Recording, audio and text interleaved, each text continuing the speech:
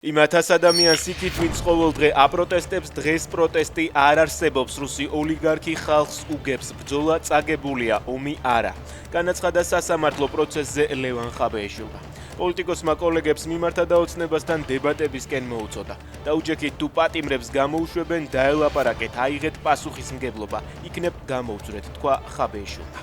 თბილისის სახელმწიფო და ტექნიკური უნივერსიტეტების გაერთიანება საგანმანათლებლო ტრადიციებთან ბრძოლაა, სავარაუდოდ ამას საფუძვლად უდევს შენობების გასხვისების ინტერესი, ამბობს განათლების მკვლევარი ლელა ჩახაია.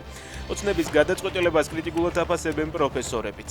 მიზანი არის ერთადერთი კონტროლი, როგორც ჩანს, არ მოხერხდა არსებული ადმინისტრაციების პირობებში დრაკონული ცვლილებების გატარება, ამბობს ლევან გორდეზიანი.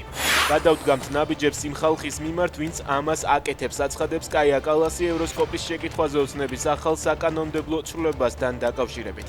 მათ გრანტების შესახებ კანონის გამკაცრება დაანონსეს, რაც სისხლის სამართლებრივ პასუხისმგებლობასაც ითვალისწინებს.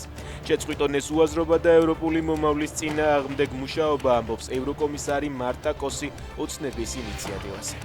ავიაკატასტროფა კოლუმბიაში სამგზავრო თვითმფრინავის ჩამოვარდნის შედეგად ბორტზე მყოფი 15-ვე მგზავრი დაიღუპა. გარდაცვლილებს შორის კოლუმბიელი პოლიტიკოსი დიოგენეს კვინტრო და მისი გუნდის წევრებიც არიან. ერთ-ერთი მათგანი საკონგრესო არჩევნების მომავალი კანდიდატი იყო.